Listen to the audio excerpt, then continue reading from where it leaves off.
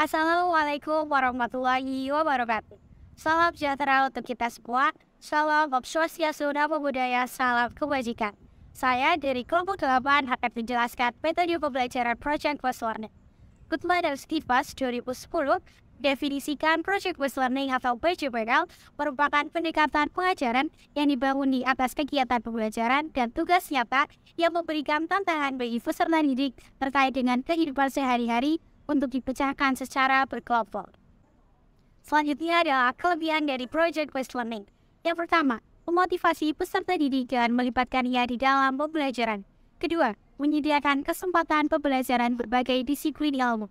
Tiga, membantu keterkaitan hidup di luar sekolah, menyediakan peluang unik karena pendidik membangun hubungan dengan peserta didik sebagai fasilitator. Keempat, menyediakan kesempatan untuk membangun hubungan dengan komunitas yang besar. Dan kelima, membuat peserta didik lebih aktif dan berhasil memecahkan problem-problem yang ada. Langkah metode pembelajaran Project Based Learning. 1. Membuka pelajaran dengan suatu pertanyaan menantang. 2. Merencanakan proyek. 3. Menyusun jadwal aktivitas. 4. Mengawasi jalannya proyek. 5. Penilaian terhadap produk yang dihasilkan. Dan keenam, evaluasi.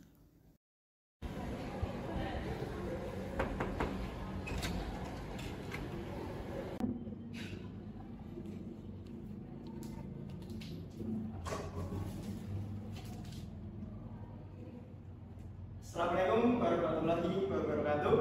Waalaikumsalam warahmatullahi wabarakatuh. Selamat pagi anak-anak.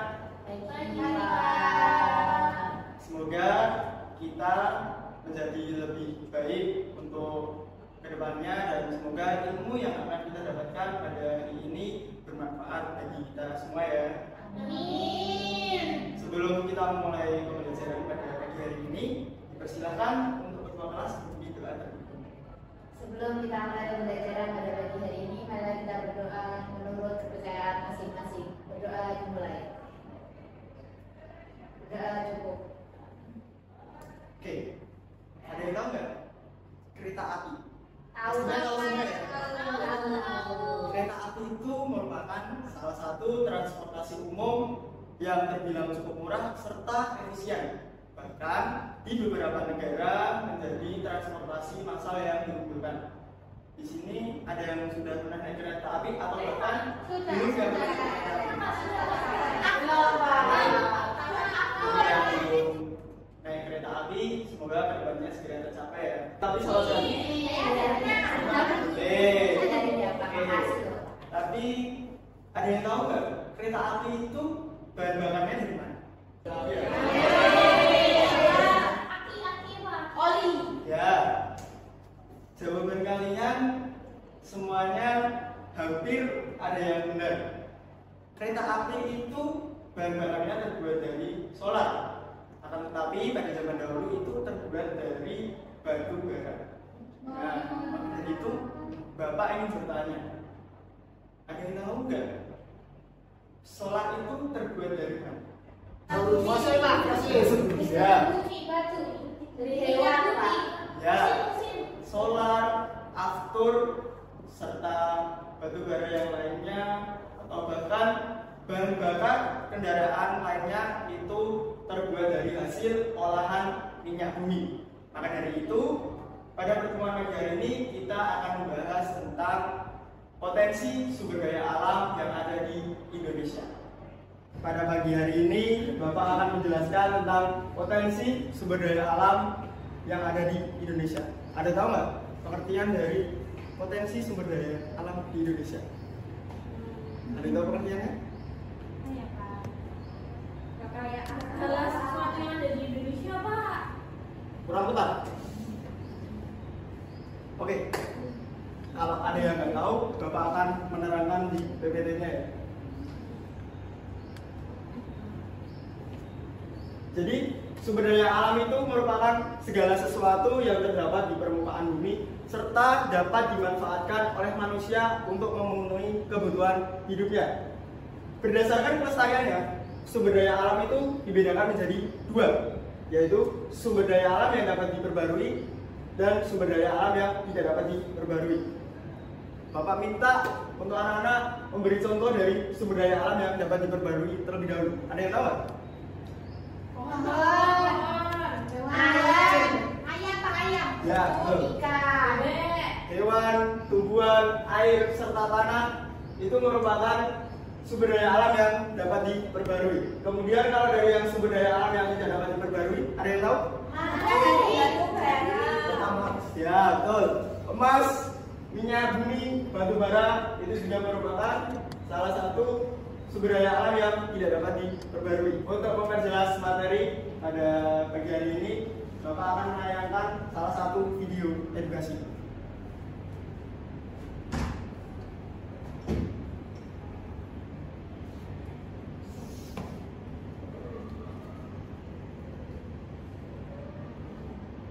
Indonesia adalah negara yang kaya akan sumber daya alam. Apa saja potensi sumber daya alam yang ada di Indonesia? Yang ketiga ada terumbu karang. Terumbu karang berasal dari batuan kapur di laut yang terbentuk dari koral. Nah, sekian video pembelajaran hari ini. Bagaimana materinya? Mudah kan? Nah, setelah kalian melihat video yang Bapak tayangkan tadi, apa yang bisa dapat kalian simpulkan? Banyak kekayaan lautnya, Pak. Selain itu? Bahan tambangnya banyak di Indonesia. Oke, baik. Jadi bisa disimpulkan bahwa Indonesia itu memang kaya akan sumber daya alam yang tak terhingga ya. Nah, untuk selanjutnya kalian akan Bapak beri tugas, yaitu membentuk kelompok dan menganalisa kekayaan sumber daya alam yang ada di Pulau Indonesia. Untuk yang pertama, itu nanti ada faktor-faktor apa saja yang mempengaruhi sumber daya alam di pulau tersebut. Kemudian, kegunaan sumber daya alam bagi kehidupan manusia. Selanjutnya, dampak apa saja yang ditimbulkan bagi adanya sumber daya alam tersebut. Kemudian, bagaimana cara melestarikan sumber daya alam tersebut agar tidak punah. Dan yang terakhir, sudah kita ketahui bahwa banyak oknum-oknum yang mengambil sumber daya alam secara berlebihan di Indonesia. Contohnya penebangan pohon tetapi tidak dilakukan reboisasi, pengambilan karang secara ilegal, dan limbah pabrik yang dibuang tanpa diolah sehingga mencemari lingkungan. Nah, selanjutnya bagaimana peran kalian dalam mengatasi konflik tersebut untuk menjaga sumber daya alam kita, dan bagaimana cara menyelesaikan konflik tersebut tanpa merugikan pihak yang lainnya. Kemudian yang poin 2, menentukan nama-nama provinsi yang ada di dalam pulau tersebut. Yang pertama itu ada Pulau Jawa, yang kedua Kalimantan, yang ketiga Sulawesi, dan yang terakhir Sumatera. Kemudian poin yang ketiga, mewarnai provinsi tiap pulau dengan warna yang berbeda. Contohnya, Sumatera ini dibagi menjadi 10 provinsi. Setiap provinsinya tentu diwarnai dengan warna yang berbeda. Kemudian poin yang keempat itu mengelompokkan jenis sumber daya alam dengan stiker yang nantinya Bapak berikan. Kemudian ditempel sesuai dengan wilayahnya, sesuai dengan simbol kategori.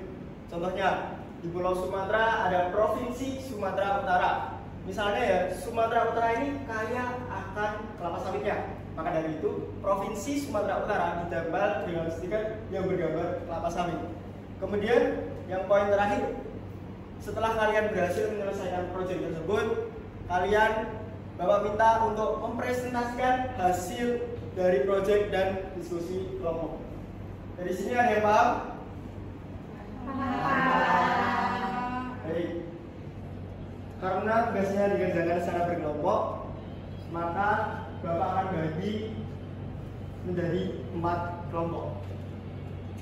Ada yang bingung? Pembagian kelompoknya gimana ya, Pak? Oke, jadi pembagian kelompoknya itu nanti kita berhitung mulai dari depannya. Berhitung dimulai. Ya, dari Febri dulu ya. 1, 2, 3, 4, 1, 2, 3, 4, 1, 2. 3, 4. Apakah sudah mendapatkan kelompok semua? Dan Silakan untuk berkumpul sesuai dengan kelompoknya masing-masing ya.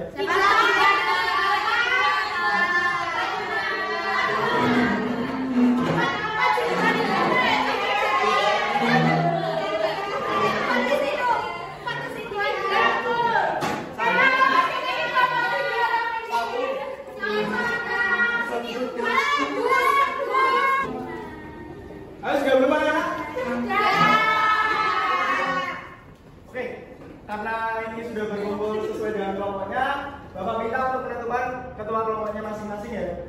Ya Pak. Oke Pak. Oke, jadi tugas kita pada pagi hari ini yaitu Bapak akan membagikan peta buta di setiap kelompok. Oke Pak. Oke, yang kelompok 1 mana? Silakan Ibu diambil. Pulau Jawa, Pulau Jawa.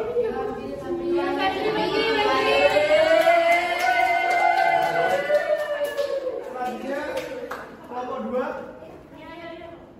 Pulau Kalimantan.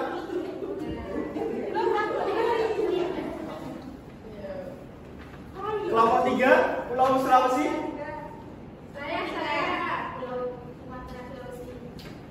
Oke, kelompok terakhir yaitu Pulau Sumatera.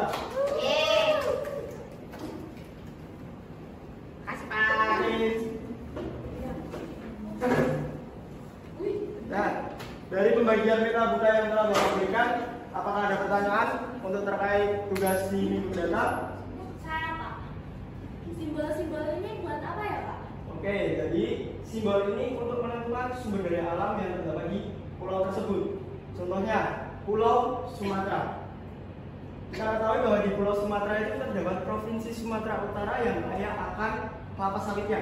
Maka dari itu, Pulau Sumatera nanti didanai dengan stiker bergambar kelapa sawit. Oh, begitu ya Pak. Ya, begitu. Ada yang ditanyakan lagi? Sudah Pak. Oke, Bapak harap di pertemuan selanjutnya tugas ini selesai semua dan akan kita presentasikan ya. Oke Pak. Untuk mengakhiri kegiatan belajar pada hari ini, Bapak akan memberikan suatu hadiah.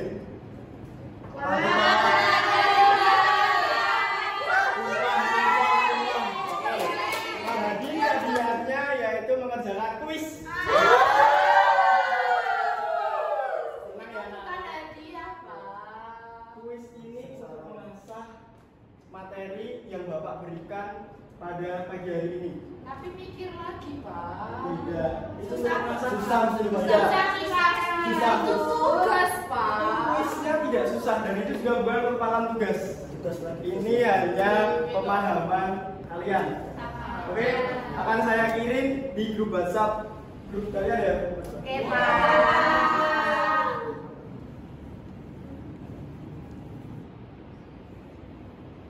Pak, kuisnya yang ini ya Pak ya? Ya, kuisnya yang itu ya, itu dikerjakan untuk mengasah keterampilan kalian agar lebih pintar. Bukankah begitu? Ya Pak.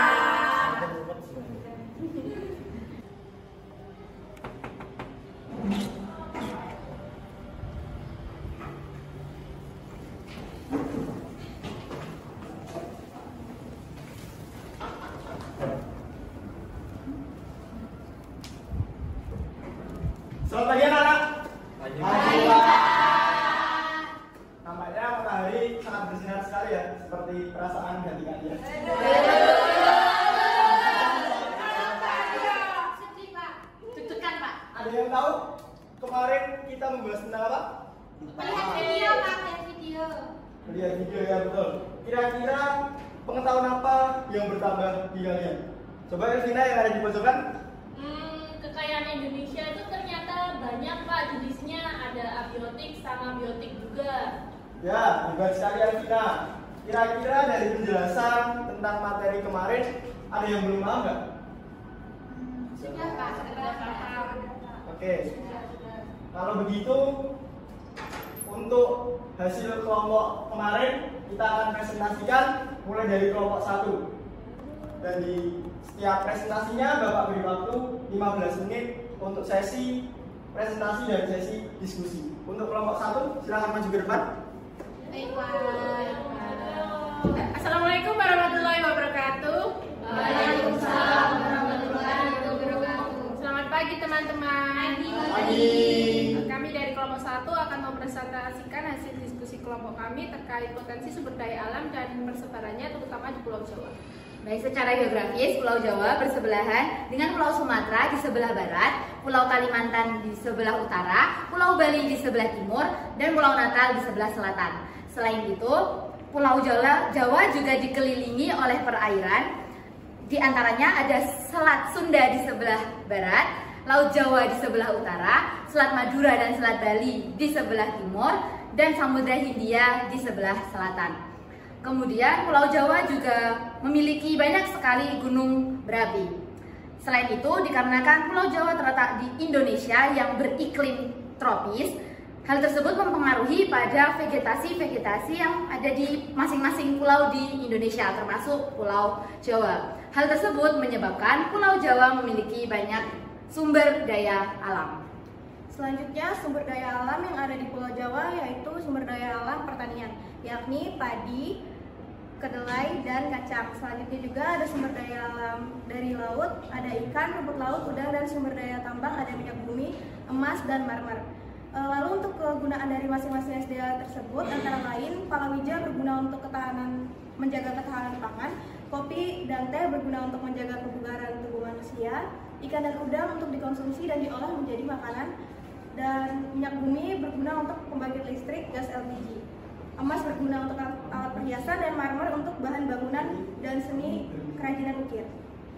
Kemudian dampak apa saja yang ditimbulkan dari adanya sumber daya alam tersebut? Dampak positif itu yakni nilai ekonomi bagi daerah serta memenuhi kebutuhan manusia. Dampak negatifnya yaitu menimbulkan pencemaran dan kerusakan lingkungan. Dan yang terakhir, cara yang ditempuh untuk melestarikan sumber daya alam yakni menjaga lingkungan dengan cara tidak mengeksploitasi habis-habisan sumber daya alam yang ada, tidak membuang limbah sembarangan di sungai dan di perairan, melakukan reboisasi, dan tidak menggunakan barang-barang yang tidak ramah lingkungan. Kita ketahui bahwasanya terdapat banyak oknum-oknum yang mengambil sumber daya alam secara berlebihan. Misalnya penebangan hutan tanpa reboisasi, pengambilan terumbu karang secara ilegal, dan pembuangan limbah pabrik tanpa diolah terlebih dahulu. Peran kita sebagai siswa dalam mengatasi konflik tersebut adalah ikut membantu melestarikan sumber daya alam, yaitu dengan menjaga kebersihan lingkungan dan tidak mengambil sumber daya alam secara berlebihan. Kemudian yang terakhir, cara kita dalam mengatasi konflik tersebut tanpa merugikan pihak lain adalah dengan bernegosiasi dan bermusyawarah dengan masyarakat setempat supaya terambil jalan tengah dan dapat menguntungkan kedua belah pihak. Seperti itu. Baiklah, sekian presentasi dari kelompok kami. Apakah ada yang bertanya atau menanggapi? Saya bertanya, Baik, silahkan. apakah di Pulau Jawa ada sumber daya alam dari angin dan apakah fungsinya? Ya, terima kasih atas pertanyaannya. Saya izin menjawab ya. Jadi sumber daya angin atau udara itu merupakan sumber daya alam yang dapat diperbaharui. Untuk fungsinya, itu kita sebagai makhluk hidup kan bernafas, memerlukan bantuan udara yaitu oksigen. Kemudian ada lagi yaitu tanaman, dalam proses penyerbukannya itu juga memerlukan bantuan dari angin. Seperti itu. Apakah sudah membantu? Sudah, terima kasih atas jawabannya, sehingga menambah pengetahuan. Sama-sama. Wah, bagus sekali ya presentasinya dari kelompok 1. Mari kita beri tepuk tangan. Baik, terima kasih untuk diskusinya dari kelompok 1. Sekarang untuk kelompok selanjutnya, kelompok 2, silakan untuk maju ke depan. Dan untuk kelompok 1, silakan kembali ke tempat semulanya. Kelompok 2.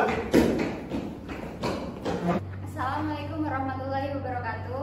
Waalaikumsalam warahmatullahi wabarakatuh. Perkenalkan, kami dari kelompok 2 akan mempresentasikan hasil diskusi kami mengenai sumber daya alam serta penyebarannya di Pulau Kalimantan. Baik, untuk letak geografi Pulau Kalimantan sendiri, letak geografi Pulau Kalimantan meliputi batas laut dan batas daratnya. Batas laut Pulau Kalimantan meliputi sebelah selatan Laut Jawa, sebelah timur Selat Makassar, sebelah barat Selat Karimata, sebelah utara tidak memiliki batas laut karena berbatasan langsung dengan negara Malaysia. Selanjutnya adalah potensi kekayaan sumber daya alam yang ada di Pulau Kalimantan. Sumber daya alam yang ada di Pulau Kalimantan termasuknya ada batu bara, minyak bumi, gas, dan dari hasil kehutanan. Selain itu, sektor lainnya bergerak di bidang agrikultur, pariwisata, dan industri pengolahan. Di daerah Balikpapan dan Bontang mulai mengembangkan kawasan industri di berbagai macam bidang dengan tujuan untuk mempercepat roda perekonomian di Kota Kalimantan. Kegunaan sumber daya alam bagi kehidupan manusia, salah satu contohnya yang pertama, kelapa sawit sawit berguna sebagai bahan baku minyak goreng. Yang kedua, kayu berguna sebagai keperluan seperti bahan perabotan, bahan bangunan dan hiasan rumah tangga. Yang ketiga, batu bara berguna untuk pembangkit listrik, pengganti minyak tanah. Yang keempat, minyak bumi berguna sebagai bahan bakar kendaraan serta bahan baku industri. Selanjutnya adalah peran kita sebagai siswa untuk mengatasi konflik dan untuk menjaga sumber daya alam adalah mengajak orang sekitar untuk ikut menjaga sumber daya alam. Kemudian menanam pohon atau reboisasi. Selanjutnya melestarikan tumbuhan dan hewan. Dan yang terakhir adalah bercocok tanam dengan bijak. Apakah ada yang mau bertanya teman-teman? Ya, silakan. Saya ingin bertanya, mengapa hutan Kalimantan disebut sebagai paru-paru dunia? Baik, terima kasih Gloria atas pertanyaannya. Jadi Pulau Kalimantan adalah salah satu paru-paru dunia karena luas hutannya yaitu 40,8 juta hektar. Sayangnya laju deforestasi di Kalimantan demikian cepatnya. Menurut data yang dikeluarkan Departemen Kehutanan, angka deforestasi di Kalimantan pada 2000 sampai dengan 2005 mencapai sekitar 1,23 juta hektar. Terima kasih, jawabannya sangat menambah pengetahuan saya. Ada yang mau bertanya lagi? Kalau sudah, saya kembalikan ke Pak Alif. Oke, masih ada yang ingin bertanya? Kita kasih tepuk tangan yang meriah dulu untuk Bapak Dua. Semua pulau yang ada di Indonesia tentunya memiliki sumber daya alam yang beragam, baik itu dari sumber daya alam yang dapat diperbarui maupun yang tidak dapat diperbarui. Kita tahu manfaat dari sumber daya alam itu bisa kita ekspor ke kota-kota, bahkan sampai ke negara-negara yang berguna untuk memenuhi kebutuhan hidup manusia. Baik, kalau begitu, kira-kira ada yang belum paham nggak sampai sini? Paham. Oke, jadi kesimpulan sumber daya alam yang kita bahas pada pagi hari ini yaitu sumber daya alam itu terbagi menjadi dua, yaitu sumber daya alam yang diperbarui dan sumber daya alam yang tidak dapat diperbarui. Kemudian ada contohnya, yaitu sumber daya alam yang dapat diperbarui itu contohnya seperti hasil pertanian, yaitu padi, kopi, dan cengkeh. Sedangkan sumber daya alam yang tidak dapat diperbarui itu contohnya seperti hasil pertambangan, yaitu nikel, emas, dan perak. Maka dari itu kita harus menjaga lingkungan sekitar kita untuk sumber daya alam agar tidak punah di kemudian hari. Bagaimana anak-anak? Ada yang paham dari sini? Baiklah, karena pada pagi hari ini pembelajaran telah selesai, Bapak akan memberikan apresiasi untuk teman kita yang paling aktif di pembelajaran.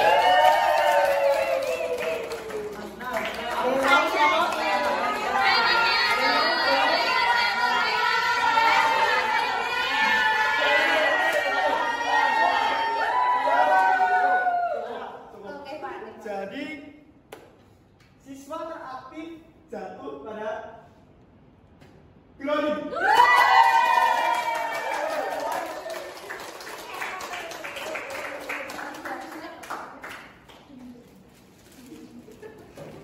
Selamat untuk Mbak Glory.